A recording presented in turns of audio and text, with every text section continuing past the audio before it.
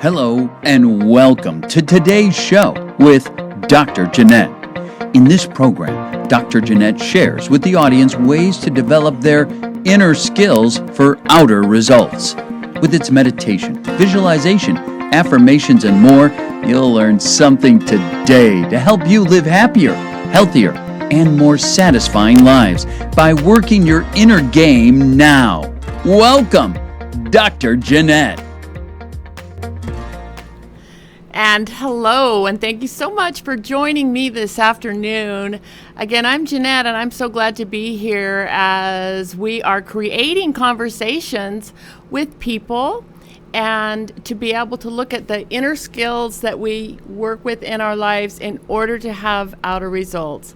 So I'm Dr. Janette. I teach meditation, I teach visualization, I teach people to get into their inner life spiritually and higher mental capacity, greater emotional intelligence, and help people live happier, more successful lives by working on their inner life.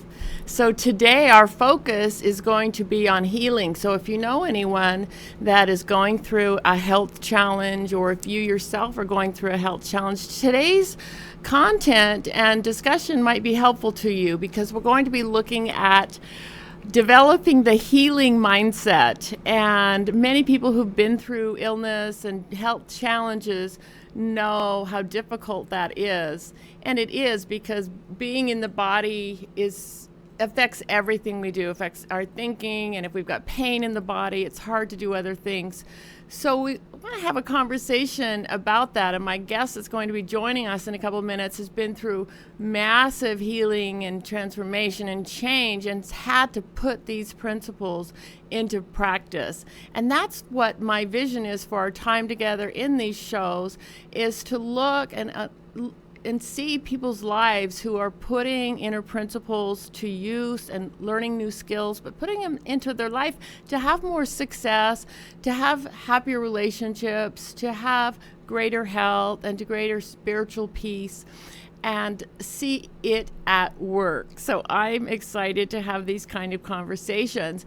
So if you're interested in healing and having the healing mindset, what we're going to do today, just to lay it down and see, is we're going to look at least 10 ideas that you can put to use in your life, whether you're trying to have a physical healing in your body or you'd like to heal some part of your life, because these principles are principles that go across the board, truthfully, principles and mindset ideas and thought practices that help each of us to be able to live happier, healthier lives. So thank you so much for joining us. Get your paper and pencil, sit down and relax, grab a cup of tea, and we'd love to have a conversation about these kind of ideas and skills that we can put to use in our life. So thank you. And I don't want to waste too much time, because we've got a lot to do today, and I want to bring our guest out to be able to talk to us about her own journey.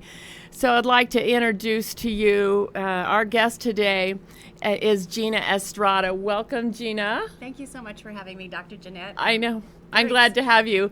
But I think Gina's an amazing person, and she is a financial consultant in Fresno, California, and she's also a business networking strategist. Now, that's how I knew her, because she's like the amazing networker. You don't even know you're networking. You just think you met your best friend. And I love that about you, because your philosophy is about helping people, and you're not looking at what you can get for yourself. You're always looking at how you can serve other people, and I remember that so much about you. I love that about you. Thank you. Yeah, you know how I know how it is when you're trying to network. Everybody's kind of thinking, "Oh, what's in it for me?"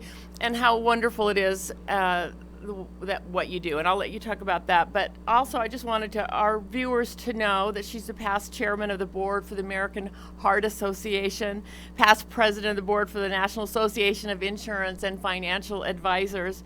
She previously served on the board of directors for the Clovis Chamber of Commerce and Big Brothers and Big Sisters. And she is a financial advisor and does very well at that. Her company is Estrada Financial. Gina is also sought after as a speaker in many companies and organizations on the subject of business networking and how to maximize the time that you have. So we talked about that. But what we're really going to look at today but I wanted to share that with you. Gina's she's a professional. She has been making a difference in the lives of so many people in so many ways and giving of herself in so many ways. She's a mother, she's a wife, she's a grandmother, she's a stepmother. She's got a very busy life. But what happened in September of last year began to change her life, and it was a critical change, which I want her to talk about today. But September, her life changed when she was diagnosed with stage 3 multiple myeloma, and her journey of healing and her journey and all that entails, I bet, was something. So thank you so much for joining us. And why don't you just give us a little bit of background on, that diagnosis and what led to that and Well, in May of last year, I stepped off a curb. I didn't fall down, but I cracked my ribs, and I wasn't healing. And so my doctor sent me to physical therapy, and that wasn't helping. And then all of a sudden, my back was hurting me, my legs were hurting me, my whole body was just in so much pain. And prior to that, I'd been relatively healthy and always healed whenever something hurt or broke. Luckily, a friend of ours, Dr. Chris Perkins here in Fresno, is an oncologist. He's a breast cancer specialist, but happened to be at our house. And he said, "Gina, you're still hobbling around. What is going on with you?" I said, "I don't know. I'm not healing. I'm in a lot of pain. I really don't know what to do." He said, "You need to go have an MRI." I said, "All right." So I went, had my MRI, and he kind of streamlined me through the process. I had several other tests, and including a blood test, and he's the one that diagnosed with multiple myeloma. He called my husband and said, "Gina needs to get to St. Agnes Emergency Department right now." Oh, wow. I'm sure he loved hearing that, yes? It was very scary. My husband called. He said, "Gina, you need to pack a bag." Dr. Perkins said, "You need to go to the ER." And off I went. And I remember driving in the car on the way to the emergency room, just thinking, at least I have some answers now, and I'm going to get the help that I need. Right. And I don't need to keep wondering why I'm not healing and why I'm in so much pain. Checked into the emergency room. They put me in a bed right away, and I was told to get my affairs in order. Oh my gosh. Very scary. Very scary. Because with multiple myeloma, there is no stage 4. Really? Stage 3 is where it's at. So I don't know too much about what that is. Okay. In just a nutshell, what is that for people that don't know what that is? Multiple myeloma is a bone and blood disease. Basically, it pulls all the calcium from your bones, and your bones start to disintegrate, really. I had fractures all over my body, and that's why I was in so much pain. And my organs were starting to shut down, and that's why I needed to get to the emergency room right away. And right after that, I couldn't even roll over in bed, and ended up spending 45 days bedridden. And that means 45 days on a bedpan, could not get out of bed even to use the restroom. Oh my gosh. And it was extremely painful. Oh my gosh. I'm so sorry. Oh, I know. So I'm very happy to be here with you today. I actually drove here by myself and walked in. And, Right, and so exactly. I've been through a huge transformation with that, and I'm looking forward to sharing with you how I applied the business skills that I had to my healing. And I think that really played that's interesting. a key role Great. in why I'm here with you today. Awesome. Well, I'm glad you're here, and I'm glad you're looking great, and you've come so far, and it's wonderful. I'm going to go ahead, and we're going to take just a quick break, and then when we return, we're going to start looking at some 10 ideas for developing the healing mindset, and we're going to hear from Gina, and we're going to hear about her process as well, and how she put to use some of these principles and more, I'm sure, in order to experience the kind of progress that she's having in experiencing her life to the fullest as possible right now. So we'll take a quick break and we'll be right back. Thank you. All right, welcome back, and I'm glad to be here with Gina talking about developing the healing mindset.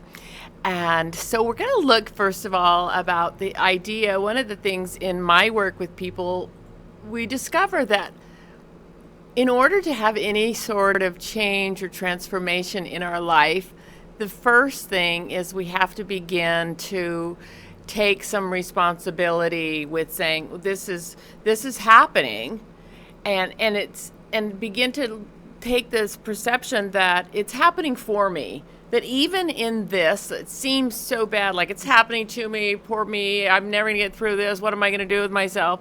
That will keep us stuck. But this idea that life is happening for me, that even in these really hard situations, that something good is going to come out of it. So did you have anything like that where you started to work from there? You know, when you're told to get your affairs in order, it really is like a slap in the face. And you don't have a whole lot of time to try to figure out what's going on. And so I immediately just went to a place where I said, okay, affairs in order. I'm a financial advisor, and we talk about this with our clients all the time. True. And I had some things in order, but they were not updated. So that's very important. And so I knew immediately who I needed to call to make that happen. And so I kind of just went in response mode to whatever I was being told at the time. Right. And I said a prayer, and I just asked for healing and for strength, you know, and just being able to remain present, which is something Dr. Janette will talk a lot about remaining present. And, you know, I wasn't really trained so much in being present. I'd had a little bit of training. I took a 6-week course in Fresno about 9 years ago. And it just taught me how to remain present and how to just pay attention to my breath and all the beautiful things that you do in meditation. But in that fight or flight moment, to remember that is key. So, you know, I'm not the guru. However, it was so valuable in being able to just say, okay, I've had a great life. If I die tomorrow, I'm okay with that. And I want everyone around me to be okay with that. So anybody that came to my bedside, my parents, my family, my friends, I mean, I had so many people around me. It was incredible. I'm so thankful for all the people that came to my side. And I just wanted them to know that it's okay. Wow. And so remaining present is that first step in the healing process, I think. It's just accepting what you have, you know. And I'm a big Tony Robbins fan, you know, studying business books. He says, identify your problems, but give your power and energy to the solution. And that's immediately where I went. When they told me I have multiple myeloma, I accepted it and then immediately went into saying, I don't have multiple myeloma. Yeah. I had to train my mind to say, I do not have a disease and I am not going to die. All right. Yeah. I wasn't going to be the victim. That's right. That's good. So I love that you said that about presence and mindset and that sort of thing. And one of the basis that I wanted to lay down is developing the healing mindset. The overall goal is our own state, right? Because what happens in the human brain, we have this fight or flight, right? We have something terrible happens, a healing or a diagnosis like that, or a money problem or something, or a person, a relationship. Our body completely goes into stress mode. It's a, fight or flight mode. The hormones and adrenaline, all this thing happens in the body. And when the body is in a state of stress like that, it's not in a state of healing. So all of these different mindset principles are really geared toward helping the body heal itself. That the body's a miracle. It's such a miracle, and it works so beautifully. So if we can create a state inside of us to be able to create a healing atmosphere, so much better. So anyway, the other thing that you said was just you had to accept this is happening. I could die. Mm-hmm. But you know what? Everybody's going to die. Mm-hmm. And no matter what's happening for us, what you said, we have to accept what's happening now. The moment we just accept what's happening now, our body actually calms down. Mm-hmm. It is our resistance and our fighting up against what's happening. Like, this can't be happening. This cannot be happening. that keeps us stuck in the this cannot be happening. So this second principle is really, I accept what's happening for now. And acceptance does not mean that we don't want something to change, because we're creating mindset and creating things in order to have a change, but we can't have it if we're still in this crazy, ridiculous resistance to what's happening. So thank you for bringing that up. Yeah, thanks. I think when we're in that high stress level, our bodies can't heal while we're in that. So the quickest way to get out of that stress level and let it all go is to just take a deep breath and remain present. Like you said, accept where you are, but then focus, like Tony Robbins said, focus on the solution. What are the solutions? And I remember having that conversation with Dr. Perkins. He said, I wish all my patients were like you, because you didn't get caught up on what's happening to me now, poor me, and having your life fall apart. You immediately went to focusing on, what do I need to do to get out of here, basically, to get out of the hospital, to get out of this bed, whatever it was.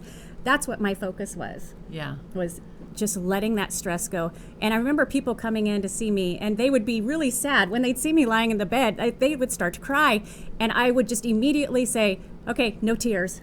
We're only happy here. And I would turn the focus back on them. And I'll talk a little bit more about how I did that and why. And so, it was really interesting. Well, tell me and now. then all of a sudden Tell they were me laughing. now. Okay, Tell me so now. I know you have your agenda, but That's I want to it's be all respectful to the loosey-goosey. order. That's right. Okay. So basically, I asked myself, why is this person here with me now? Like I did that when we connected again here in Fresno. I said, there is a reason. Well, one of the reasons I know is I want to take my meditation practice to the next level, and I know you can help with that. So that was one reason I think we reconnected, but there are a lot more reasons. And so I just began to ask myself, why is this person visiting me now? What can I do for them? How can I help them? Yes, they are here to help me and help me be strong, and I would just really gain so much from their energy, but I wanted to give it back. And I think that's why I just had healing around me wherever I went, because that was the mindset I decided to have. Like, why is this person here with me now? What can I do for them? How can I help their lives? See, that just sounds like you. That's you. And that sounds like your whole philosophy in networking. Right. Right? Mm-hmm. Yeah, it's applying those business skills. Yes, when I meet somebody, it's not really about, hey, are they going to be able to buy something from me so I can make money and go on? I really look at every new relationship with, how can I get to know this person and what can I give them first? Yeah. So that's kind of how I approached my that's great. My healing journey. Right. Yeah. Yeah, I love that. And one of the things that you touched on, and I'm not sure where it is on my agenda, but that's okay, is the idea of you had a goal in mind to get well. You had a goal to do things, and so you were talking about and asking the doctor how to get help. And one of the things that is important, and I think that we don't realize, is that there's a part of us that is a chooser. And there's a part of us that is just a conditioned brain response, subconscious, we're automatic. So when we're on automatic, we're living out of the same patterns, we're doing the same old thing.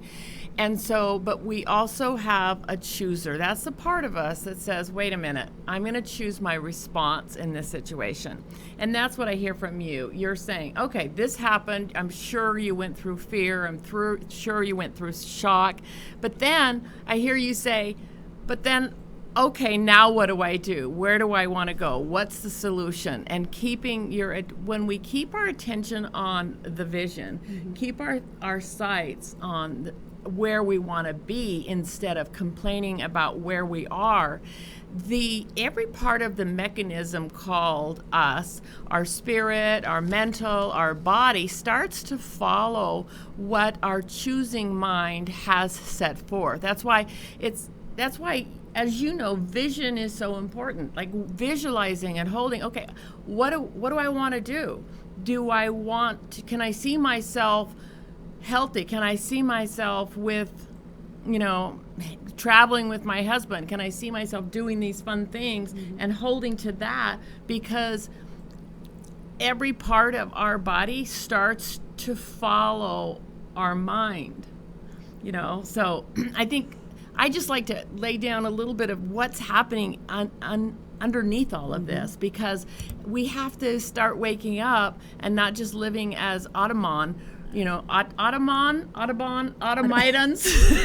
like a robot, living out of our programming, living out, and the programming of human consciousness, the programming of the collective says, I have stage 3 myeloma, multiple myeloma,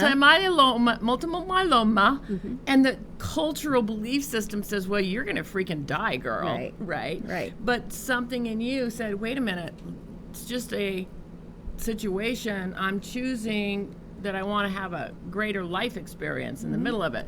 Yeah. So anyway. Yeah. Awesome. You started that out with talking about fear. Yes. And so, yes, it is very it is very fearful when they're telling you that your organs are shutting down and they need to do this and that right away. And so, I've read the Bible. My grandfather was a preacher, so I've had a lot of training in Bible and Bible verses and learning stories and everything. And the Bible tells us over 365 times to not fear. Don't have fear. Right. And the fact that we cannot live in fear and faith at the same time. Right. So I had to choose, am I going to be fearful or am I going to have faith that I'm going to make it through this? And if I don't, again, how can I be there for the people that are around me right now? And so I chose faith. I chose to have faith that I would be healed, and immediately went to that place of, no, I don't have multiple myeloma anymore. Right. And just let it go from there. And so that right there in itself just makes you have some sort of calmness about you. It does. Yeah. I can't fear dying. I'm going to have faith that God's purpose for my life will either be to take it then, or it will be to continue on so that I'm here today sharing this story with you. Right. Yeah. And that's beautiful. Yeah. And I just ask God, how can I be of service? Yeah. I love that. Yeah. That's great. And then you also mentioned something about visualization. Yes. And back in 2015, in July, I have a book club. So we've been meeting almost 3 years now. But we read a book called The Miracle Morning by Hal Elrod.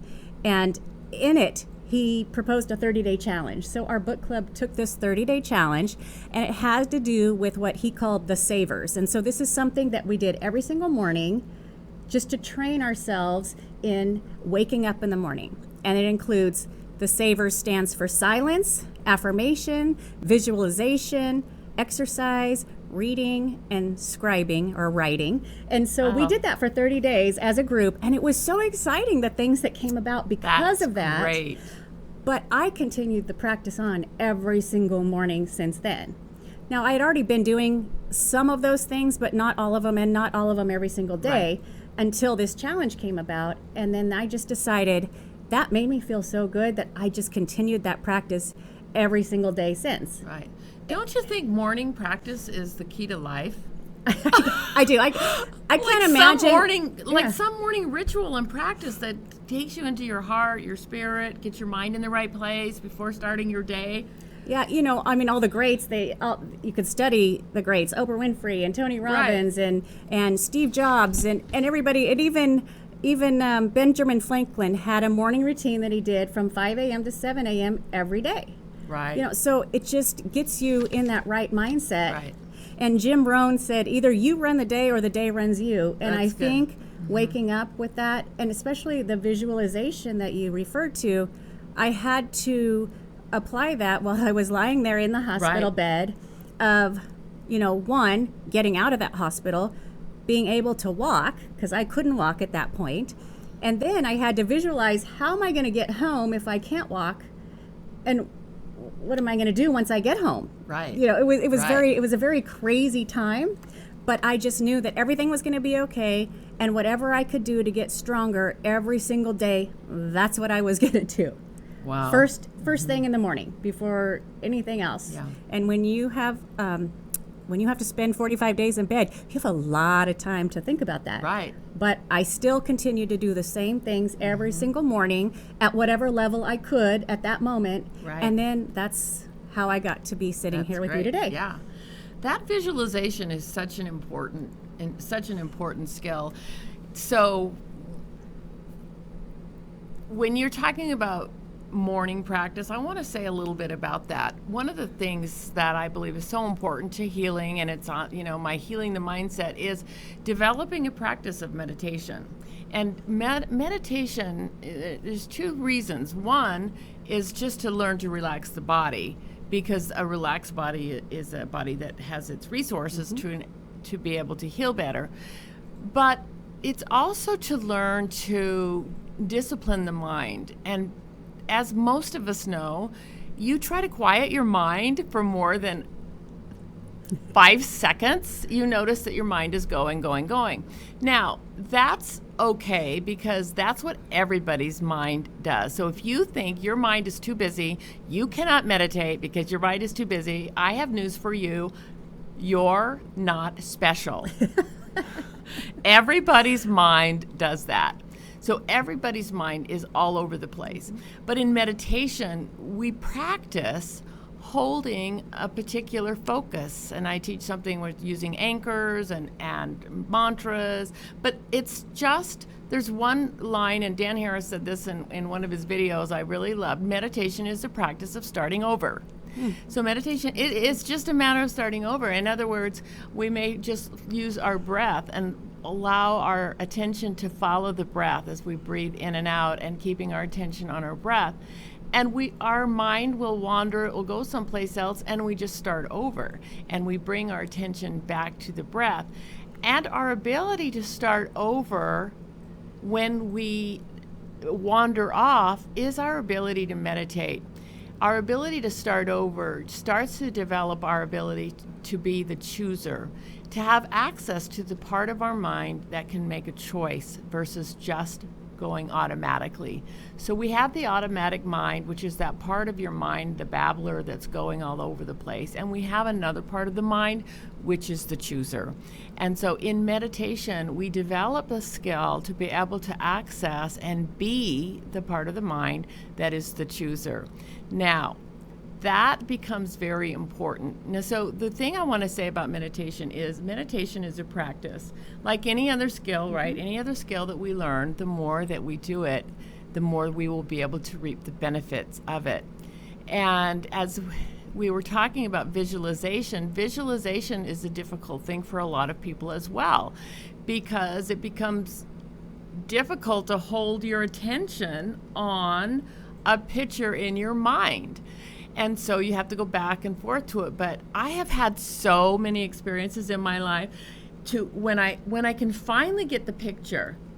Like when I moved back to Fresno, I wanted a really nice house, and I had a lot of things that I wanted that would fit the needs of my family and everything like that. And so every night before going to bed, my process is to just hold in mind how I want to feel and what I want to be surrounded in. And so every night before I'd go to bed, I would just close my eyes and I would picture my family around, and I would picture beauty, and I would picture the feeling of being home, because I'd been living and traveling so much. I had missed that feeling of being home.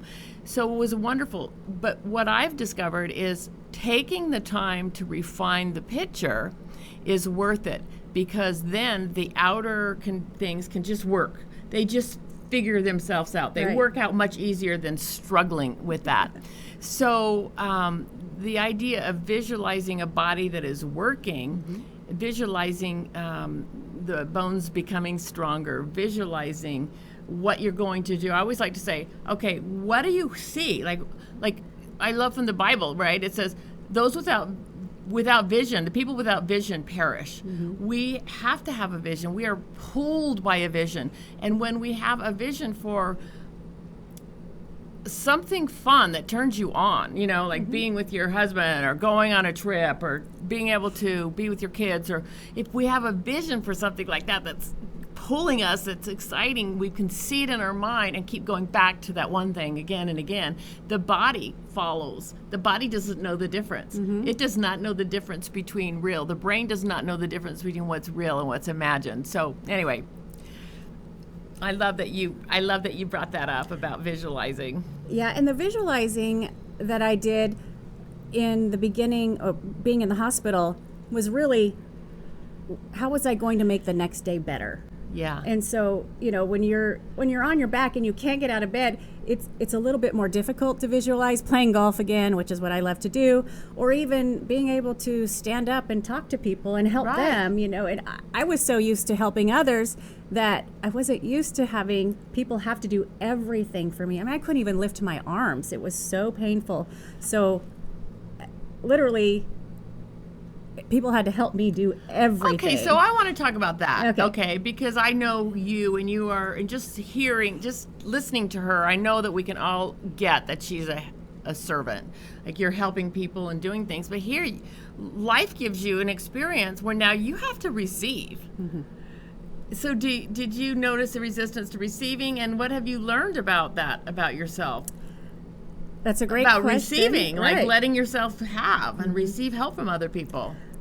So again, I had to go to that space of remaining present and just accepting help. Right. What else are you going to do? Exactly. Help from nurses, help from physical therapists, help from my husband. And that was, I think, the most difficult, is that, in the home, I was the one that did the dishes and did the cooking and the shopping and the laundry, and I went to work and everything. And he did, he of course took care of the big picture items, the house, the gardeners, making sure everything worked, the cars. And all of a sudden, now he was responsible for everything. Wow, and and we could get help for some of those things, but really he took on that responsibility and continued to go to work and run our business. And so, he got to the point where I think it was almost therapeutic for him as well, to have to all of a sudden start cooking and washing the dishes and doing the laundry. And he got to where he really enjoyed it, but and appreciated you, probably. Yeah, definitely. And I totally appreciated him. In all the years we've been married, we had never showered together until I couldn't take my own shower, and he had to wash. He washed my hair. I had really long hair at the time, and so he was such a good sport. He washed my hair. So I think that's why it was worth it. That's why the universe gave you this. So you'd start taking freaking showers with your husband. Yeah, that was it. Right. Yeah, and so once I just accepted help from people, it made it so much easier. There wasn't any push and pull, and I didn't. In the beginning, I felt a little bad about that, of like, oh, I need help. Oh, they could be doing something else. But again, I would just ask myself, why is this person here with me now, and how can I give back to them? So they're helping me, but I'm also giving back in whatever way I can at that moment. And that's really what I focused on, rather than, oh, they're just doing everything for me. That's great. And see, that's something that us sometimes as givers don't realize, that like you not doing that, people that were able to give to you were blessed because they could serve you. They had the opportunity to give to you, and people like you get to learn how to receive that and let them be blessed in their giving to you. So that's interesting. So I bet you there's more things, you learn about yourself when you go through such a crisis. Yeah, you don't. I don't take things for granted, and not that I really was a big taking things for granted type person. However, I think I pay a lot more attention to everything now. Yes. So, I was into exercise before, I was into healthy eating, but now I really am into those kinds of things, because I know what they do for the body and how those two things in particular help with healing. It doesn't matter what you're going through, whether it's with a medical disease, or if it's a relationship issue, or a feeling of loneliness or despair, or having someone you're close to pass away. Immediately, I turn my focus to nutrition and exercise. Yeah. And that's, I believe, played a big part in healing, as well as doing the morning routine and the visualization and the affirmations and the meditation. It all comes together, and I think it does. Any of those parts, leaving any of it out, I don't think I would be where I am today. That's exactly right. It's a whole mind-body connection, the food, the exercise, the mind, it's all a part of our health. So Anyway, that's awesome. So another thing I wanted to talk a little bit about is the idea of monitoring our self-talk. So a lot of times when somebody's going through a health challenge or any kind of challenge in life, any transition, relationship challenge, work challenge, it's we have a tendency to look on the negative side, and our self-talk can talk us down the toilet, really. Our self-talk, if not monitored, can take us down, like you were saying, fear. And, really, it's faith or fear. And we have the opportunity to choose, okay, so am I going to have thoughts of fear or faith? And I love that you said that, because they don't happen at the same time. We have to ultimately begin to make a choice, right? And so it sounds like you already have been, that was totally a part of your practice, is self-talk and becoming aware, since you've been in that. Yeah, I think when you wake up first thing in the morning by acknowledging what you're grateful for, Love that. it automatically puts you in that positive state of mind, and you really can't go negative at that point. I mean, you could, I guess, but Right. but when you start your day off with that positive energy about being grateful for wherever you are at that moment, Right. your day just is Right. great. Right. I think gratitude is one of the most important skills that we can develop, and develop a habit, a habitual habit of thoughts of gratitude, where no matter what's happening, we can find something to be grateful for. But we really do train ourselves to be a person of gratitude and faith, or we train ourselves to be a person of fear, basically. Now, there's something happening in the brain about this. I talk a little bit sometimes about the happy amygdala and the sad amygdala, that we come in. The amygdala is that part of the brain that's, the fight or flight. It takes the emotions and acts on it. And so we all come in kind of with our own temperament. And either somebody's really, really positive naturally, they have a happy amygdala. It doesn't take as much to get them upset, or any little thing is going to set them off, right? And so we all have our kind of where we are. But that's the beauty of all these skills that we're talking about in meditation and gratitude and generating positive emotions, is we're really training the brain, and we're training the amygdala so it's not going to drive you, it's not going to be so dominant. We're actually, through meditation, there's so much scientific evidence that the frontal lobe begins to be lit up and activated when we're meditating, and this other part of the fight or flight response brain becomes more diminished. And there was a recent study of Harvard. They did a study, an MRI study of an 8-week class, people in an 8-week mindfulness class. And in only an 8-week mindfulness class, they were able to show how more gray matter was created in that frontal lobe, the part of the brain that's going to have more, that allows us to feel more compassion, that allows us to be more peaceful. And there was a deactivation of matter in that area of the fight or flight. So I love that science is saying, this is not just some woo-woo. This is changing the way your brain is, which is changing the way your body responds, which is changing things. So anyway, it's not just a little bit of positive self-talk. That whole gratitude thing is the habit of being grateful, the habit of waking up in the morning and looking for what I'm grateful for. That habit is not a tiny habit. It's changing the brain. It's changing the way it's changing the how we can see life, and how we see life determines how life comes back to us and is mirrored in our outer life. Anyway, so Yeah, when you were just talking about that, I think it also it builds our mitochondria, which builds healthy cells in our whole body. That's right. And in the brain, and I honestly feel smarter at this point I'll bet you do. than I did, before I was admitted to the hospital, just because I've done so much focus on, on the affirmation and the visualization and the meditating and the healing process. I think it's just amazing. I don't I really honestly believe I wouldn't be here today if I hadn't gone through all that Right. practice. And like I said, I'm not an expert. I'm really looking forward to becoming more of an expert in that field because I've seen firsthand of how healing it is and Right. and how much more beautiful your life is when you're really, really into it.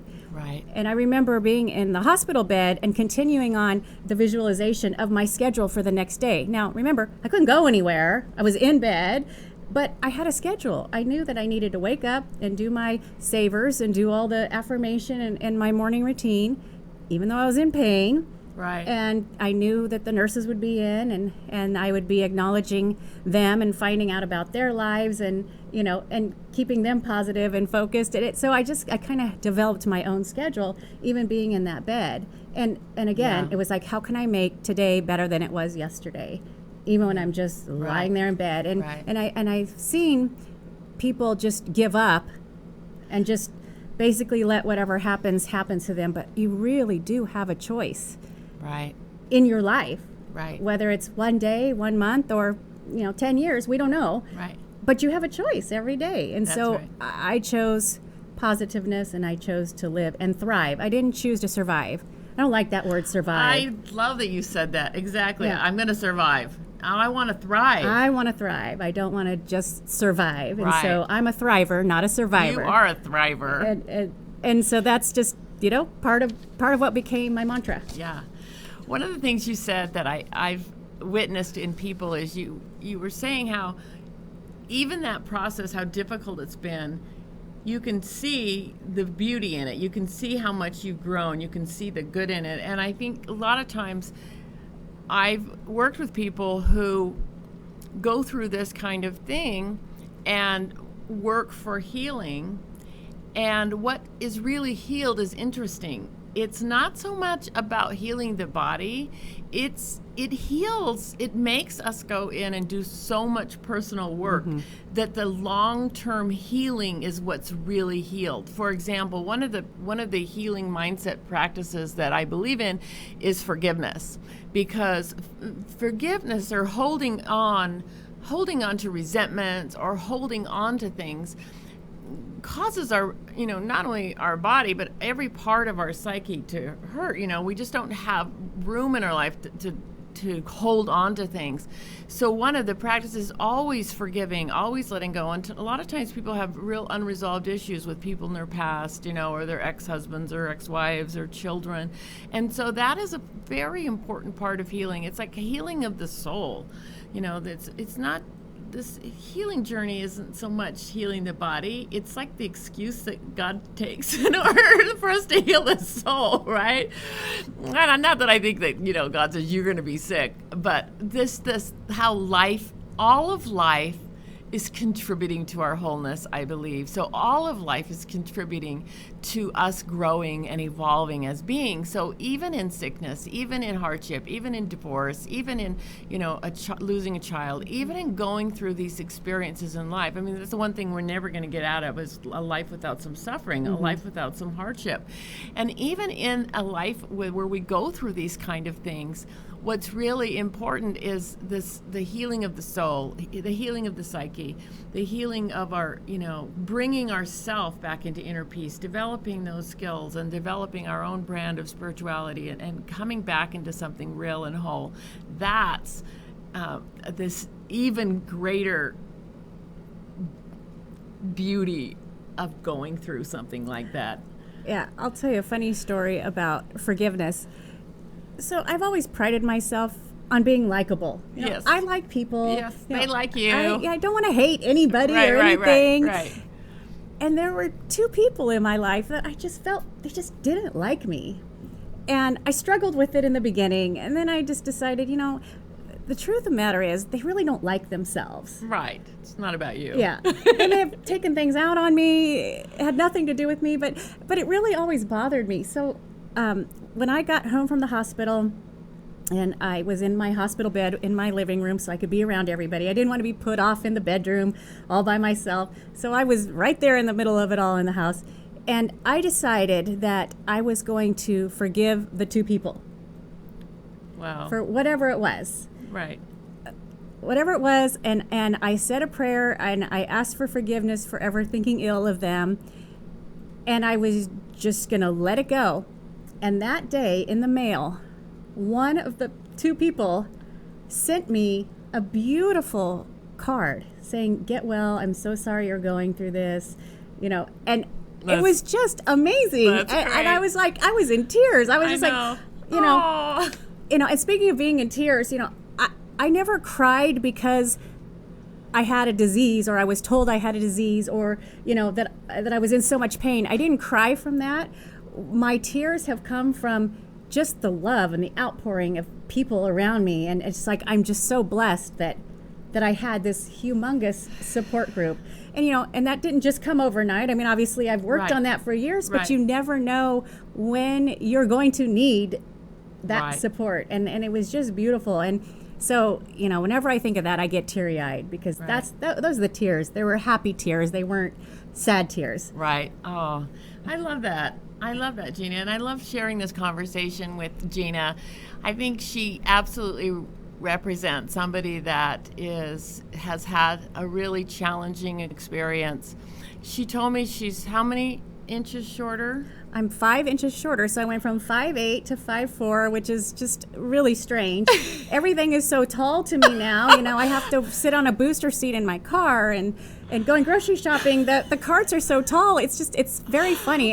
And I was always the one in my house that had to reach for things on the high shelf, and now I'm 5'4", and it's just interesting because the compression in the spine, because the disease obviously ate some of that bone away in my spine, and that's part of my rehabilitation now. Is I might get another inch and a half back, I think, once I can get to the point where I can go on an inversion table and strengthen my spine a bit. But I don't know if I'll be ever. I won't be 5'8" again. When I saw you, I thought, she seems a bit short. I wonder what's going on. We just have to laugh about it. That's it's just one of those things, Well, it's been great having you and having this conversation. And I'd like to just share with the audience briefly these 10 items and keys for developing a healing mindset, all of which we've already talked about. But just number one, really just knowing that nothing is happening to us, but it's happening for us. Something good can come out of it. And number two, accept what's happening.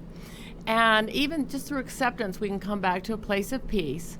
And number three is really learning to meditate and finding ways to learn to meditate so that we can relax the body and calm the mind. The other thing, number four, is make time for things and for people that you love, that we make time for that, because that strengthens our heart. And we want to, make sure that we've got time for that. Number five, really forgive ourselves and forgive others. Visualize, number six, visualize yourself absolutely healthy and healed and whole. Number seven, monitor our self-talk so that we're monitoring and the things that are going on are much more positive. Number eight, when fear and anxiety hits us, this is the time to learn to breathe through it, relax, and if we do not resist that, we take a breath, it will dissipate, and then we can access the chooser. And number nine, surround yourself with positive, supportive people and in a healing environment. And number 10, all challenge, all sickness, all everything is a call for love. It's a call for self-love. It's a time to nurture ourselves and to honor ourselves and to give ourselves the attention and love that our body's really calling for. So there's things that we can do.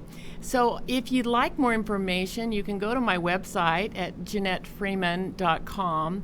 And I also have a CD on healing the body. So, my CDs, I have meditation CDs, but I also have affirmation CDs that people can just listen to again and again, because to help train the mind to have positive thoughts. So the healing meditation CD is a guided meditation and affirmations for healing the body.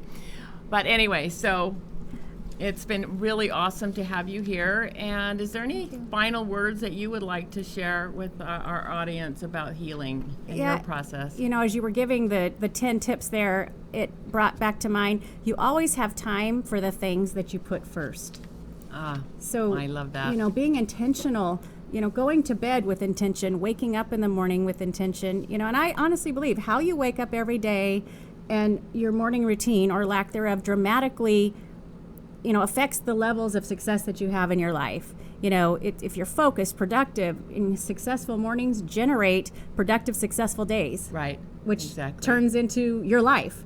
So, it's just really important, Janette, and Yeah. you, and thank you for what you do. And if you don't know how to do all those things, and I'm not an expert, and it helped me so much, and just the little bit I know, I can't wait to learn more from you. And thank you for what you do. I think you help a lot of people have much better days and lives. Yeah, one of my favorite things is to work with people in teaching them how to meditate and teaching them self-awareness.